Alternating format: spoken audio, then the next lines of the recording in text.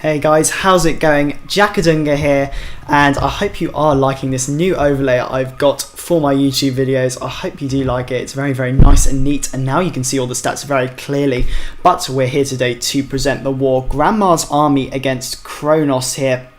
Kronos, of course, a very, very good previously CWL clan, and it's still very, very good, as you can see here, beating Grandma's army 113 to 112 of the Bye Forever family. And we'll jump into a few of their stats here as we go up from here. As you can see, they did get an 11v11 and did have quite a few 11v11 attempts, which didn't go off. Unfortunately, that one did.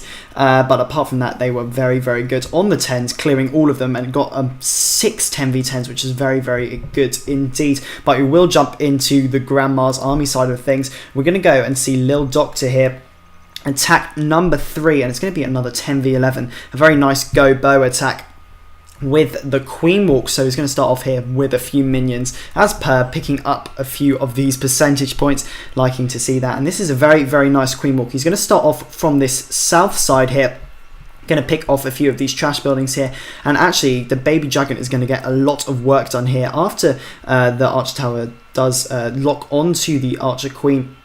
The baby dragon will head over to that Archer Tower and take it out, and then finally that Wizard Tower, which does help this funnel here as the Queen heads up and clockwise around this base, taking out that Wizard Tower and eventually taking out that King Tower. So very nicely done so far. Going to have to use that ability though as the King hops over the wall, but that poison is going to do a little bit of a job for Lil Doctor here, as he does come marching up this western side. In fact, tries to get a clan castle on this northeastern side of the base, as you can see, as the Queen makes her way up this compartment, but the Tesla does pop up in between these two elixir collectors, so unfortunately the Hog can't lure the clan castle. As you can see, the main kill squad is going to be very quick, only taking 40 seconds here as the 2 golems do go down and a few bowlers placed behind. Going to position the majority of his bowlers on this southern side to make sure that they do encompass the jump. Those bowlers do take out that air defense before the bowlers can actually walk. After that Wizard Tower does go down, the bowlers do head into the core here. That baby dragon does cause a bit of problems here, but as you can see, he does have another rage to make sure that Town Hall does go down, and he's already in the high 50s, going to take it up to 61%, and he doesn't even need to use that last rage spell, which he probably presumed would be for the Queen Walk. So doesn't have to use that. Probably would have got a few more percentage points if he did. However, going to use that minion and actually going to get taken out by an air defense. But a very nice attack anyway by Lil Doctor. Nicely done to him. Right, we're going to go on to the 10v10s now. We've got 2 10v10s on lower Town Hall 10s. I do have to say that we did have a little bit of an advantage here. 1 extra Town Hall 11. We did try and go for an 11v11 at the end, but unfortunately Drew couldn't pull it off. Only 84%, so only 16% away from that triple. Well, we're going to see Dome Shot coming in here for a nice go bitch attack. Going to pick up this first 10v10 triple in this recap. Probably about a tier 2 or 3 Town Hall 10 base. Yeah, those look like max Infernos. So still a very, very difficult task, but luckily he gets this bitch attack very, very precisely and completes it very nicely indeed. The Lava Hound, Wizard and Archer come out the clan castle. You're starting to see the Lalo sort of portion out of the clan castle slowly decreasing. You see a few more Wizard and Archer compartments as well in that clan castle.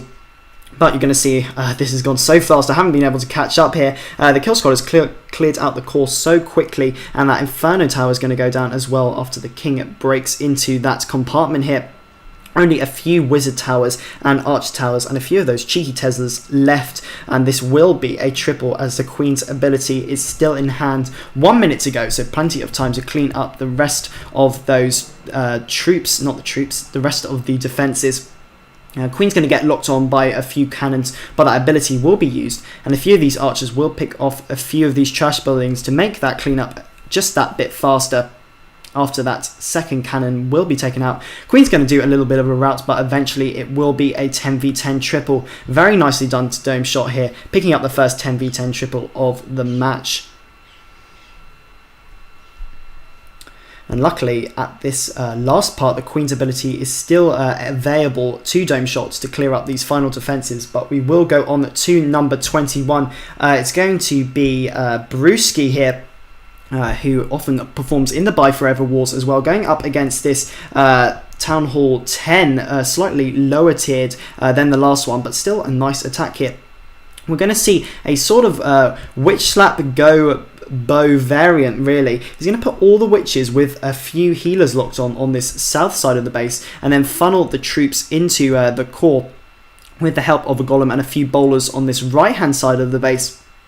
Luckily, he has that jump, going to jump straight into that Inferno compartment with the help of his kill squad here, all coming in at the same time.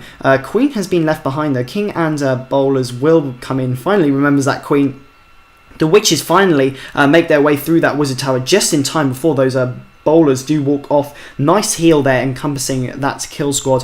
A few bowlers making their way around this right hand side, but the majority of the witches are going around this left hand side, making sure that these bowlers, King and Queen, do still stay alive here. Actually going to take quite a while for this kill squad to get through this compartment here. Bowlers running a little bit thin, still has both heroes up though. And the witches are doing a hell of a job on this left-hand side of the base. King will go down, unfortunately, but those golems are still left up, and that 3 jumps still alive. I like a 3-jumped raid, really. Quite skillful here as the golem does go towards that Inferno Tower. Will pop on that Inferno Tower, reducing its hit points, and Queen will pick up the majority of those hit points here.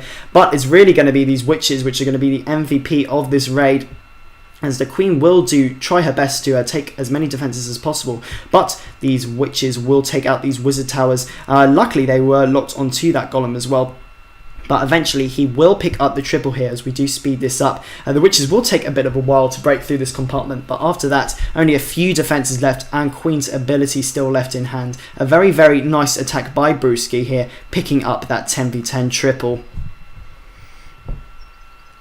He did run a little bit close on time here, but it is going to be the triple, and we are going to go on to the 9v9s. And I have a few nice 9v9s to show you here. We're going to start off with number 31. It's going to be on Snake Eyes, and it's going to be Pink here. Not familiar with all of these names, as I did say, but Pink does really, really nicely. As you can see, she was quite close on the time, 2 minutes 55 seconds there. About 3 minutes when she dropped down the Queen, so she must have been holding her breath here. But Pink is coming in and will start taking out a few of these defences with the Queen Walk. As you can see, it's a slightly strange composition here. 4 dragons, a golem, and a few wizards here. A very, very strange comp. When I did see this, I thought it was quite interesting, but not everything is going to go to plan here. Queen does do a very, very nice walk here. Pink makes sure she goes in the right direction with that nice funnel.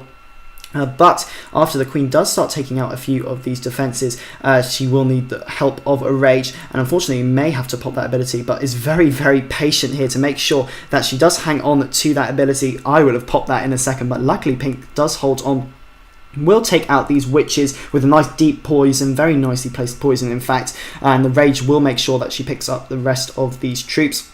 Now this is the problem. The jump does not, as you can see, everything is walking towards that mortar. The jump is not very nicely placed due to the fact there's not many things round the defences for the troops to actually go inwards. The golem is the only thing which is going to go inwards towards that air sweeper. But luckily Queen will be taken out here by our Queen herself. A few of these defences will go down as well, but the Queen, King and bowlers will walk around the whole of this base in the south here and are going to make their way towards this eastern part of the base, luckily going to hold on to that Rage. The Rage is going to be used quite nicely actually on this outskirts of the base to make sure the King does chomp through a few of these bases, these defences in fact. Golem did a nice bit of work there taking out that Tesla as well, but as you can see, she's going to use the dragons and the hogs slightly differently. She's going to come in from this south side instead of the north side, which was probably what she wanted to go from. But luckily, King's still alive, going to take out that enemy King as well. Here come the dragons and the hogs coming straight towards this bomb tower to start off with. She still has that heal left in hand, and the Queen's going to help out taking a few of these Teslas out as well. But the bowlers are in fact going to do a lot of work as well, taking out that wizard tower, helping out here. as the dragons make their way up to these last 2 air defences. Very, very nicely done, making sure those dragons don't actually take too much damage from that air defense which is still left up. Places that heal down, and this will be a triple with the help of that giant and wizard. Like that touch as well, giant tanking for that wizard to clear a few of these trash buildings, and is in fact going to be very, very close. Picks up that triple just in the nick of time, so very nicely done to Pink here. Nice attack, nice composition. We'll give that a nice 10 out of 10 for recovery as well. Very nicely done to Pink. Right, we will go on to the last attack of this recap, and it's going to be number 35, and it's going to be G2 here. I believe that is the same G, G887 of the leader, of course, now of Grandma's army. I might be wrong here. I'm pretty sure that's his Town Hall 9 account, but I like to highlight, whoever it is, that this is a very, very, very nice funnel going into this base here. The wizard's doing a nice job. The golem's nicely placed to make sure those wizards don't die. As you can see, all the bowlers, the queen and the king, are going to go straight towards the intended jump target. Nothing is going to be wasted here. It's just a very, very nice funnel. They're all going to go into this core. And as you can see, the Lalo portion of his raid, he only has 1 Lava Hound and 8 loons. But they're not going to have much to do here. They're literally only going to have to take out these 2 Archer Towers and these Wizard Towers due to the nice funnel which he has created here. All 3 golems still alive as well, and all 5 bowlers still alive, so it's not going to be much of a problem here for the king to take out a few of these defences. Bowlers are going to die due to those bombs. A few of them are going to be attracted to these Teslas, these balloons here, but still hangs on to a few more balloons. That Lava Hound going to do a nice bit of tanking as well. And here come the rest of the balloons on this right hand side, going to go towards that Wizard Tower. Still has that haste in hand to make sure that the balloons do not go down.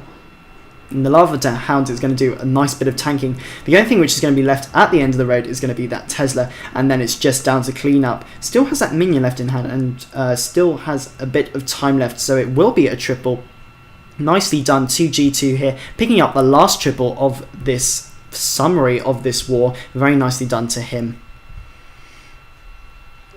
Now that will mark the end of the video. I hope you did enjoy, and I hope you do like the new overlay, as I did say. If you did enjoy, please leave a like on this video, subscribe to the channel for more similar content, and I hope to see you in the next war. Thanks for watching, guys.